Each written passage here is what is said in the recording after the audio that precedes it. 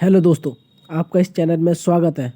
और आज हम बात करने वाले हैं कि द्वंद्व की स्थिति में क्या करें जब ऐसी सिचुएशन आ जाए कि ये करूं या वो करूं।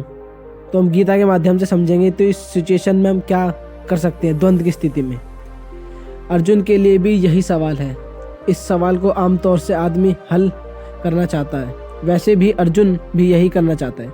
द्वंद्व मनुष्य का स्वभाव है, मनुष्य का आत्मा का नहीं, शरीर का नहीं। मनुष्य का द्वंद्व स्वभाव है। द्वंद्व को अगर जल्दबाजी से हल करने की कोशिश की तो पशु की तरफ लौट जाना रास्ता है, शीघ्रता ही तो पीछे लौट जाएंगे।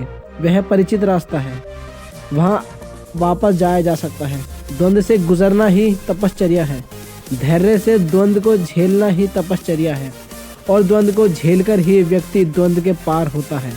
इसलिए कोई जल्दी से निश्चय कर ले सिर्फ द्वंद्व को मिटाने के लिए, तो उसका निश्चय काम का नहीं है, वह नीचे गिर जाएगा, वह वापस गिर रहा है। पशु बहुत निश्चयात्मक है, पशुओं में डाउट नहीं है, बड़े निश्चय में जी रहे हैं, बड़े विश्वासी हैं, बड़े आस्तिक मालूम होते हैं, पर उनकी आस्तिकता नहीं है, क्योंकि जिसने नास्तिकता नहीं जानी उसकी आस्तिकता का अर्थ क्या है। और जिसने नहीं कहने का कष्ट नहीं जाना वह हाँ कहने के आनंद को उपलब्ध नहीं हो सकता। और जिसने संदेह नहीं किया उसकी श्रद्धा 2 कौड़ी की है।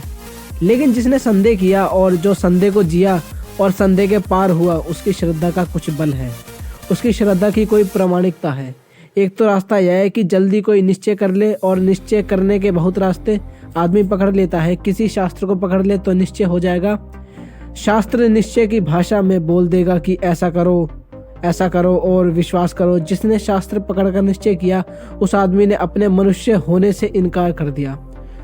उसे एक अवसर मिला था विकास का, उसने खो दिया। गुरु को पकड़ लो, जिसने गुरु को पकड़ लिया उसने अवसर खो दिया। एक संकट था जिसमें बेसहारा गुजरने के लिए परमात्मा ने उसे छोड़ा था, उसने उस संकट से बचाव कर लिया।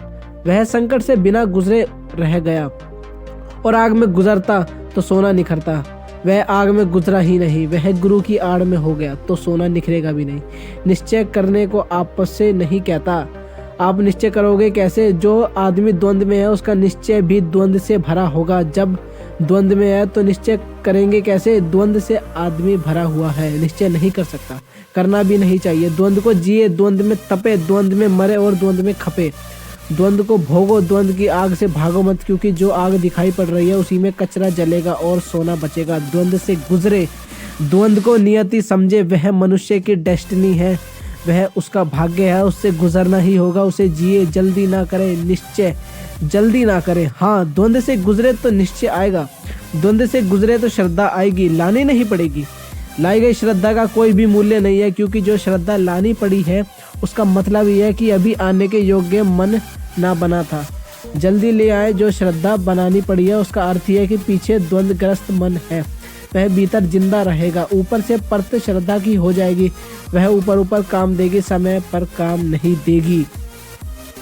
जब कठिन समय होगा, मौत सामने खड़ी होगी, तो पक्का विश्वास कर लिया था कि आत्मा अमर है। जब गीता पढ़ते थे तब पक्का विश्वास रहा था, रोज मंदिर जाते थे तब पक्का था कि आत्मा अमर है। और डॉक्टर पास खड़ा हो जाएगा, उसका चेहरा दिखाई पड़ेगा और घर के लोग भागने दौड़ने लगेंगे और नाड़ी की गति गिरने लगेगी। तब अचानक पता चलेगा कि पता ही नहीं आत्मा अमर है या नहीं, क्योंकि लाख कह गए गीता है, उनमें कहने से आत्मा अमर नहीं हो सकती। आत्मा अमर है इसलिए वे कहते हैं, यह दूसरी बात है, लेकिन उनके कहने से आत्मा अमर नहीं हो सकती।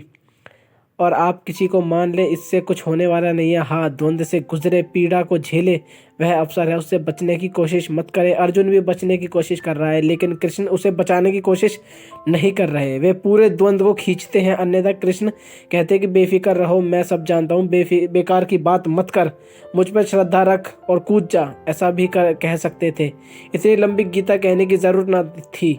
इतनी लंबी गीता अर्जुन के द्वंद्व के प्रति बड़ा सम्मान है। और मजा है कि अर्जुन बार बार वही पूछता है, और कृष्ण कि यह नहीं कहते तो तू पूछ कुछ, वही पूछता है, फिर वही पूछता है। सारे के सारे प्रश्न पूरे के पूरे अर्जुन के अलग अलग नहीं है, सिर्फ शब्दावली अलग है, बात वही है। उसका द्वंद्व बार बार लौट रहा है। कृष्ण उससे यह नहीं कहते कि तो चुप अश्रद्धा का, वो कहते हैं विश्वास कर। अर्जुन पूछता है, वही दोहराता है उसका बार बार द्वंद्व, वही बार बार नए नए रूप लेकर खड़ा हो जाता है। कृष्ण उसे विश्वास दिलाने को उत्सुक नहीं है, कृष्ण उसे श्रद्धा तक पहुंचाने को उत्सुक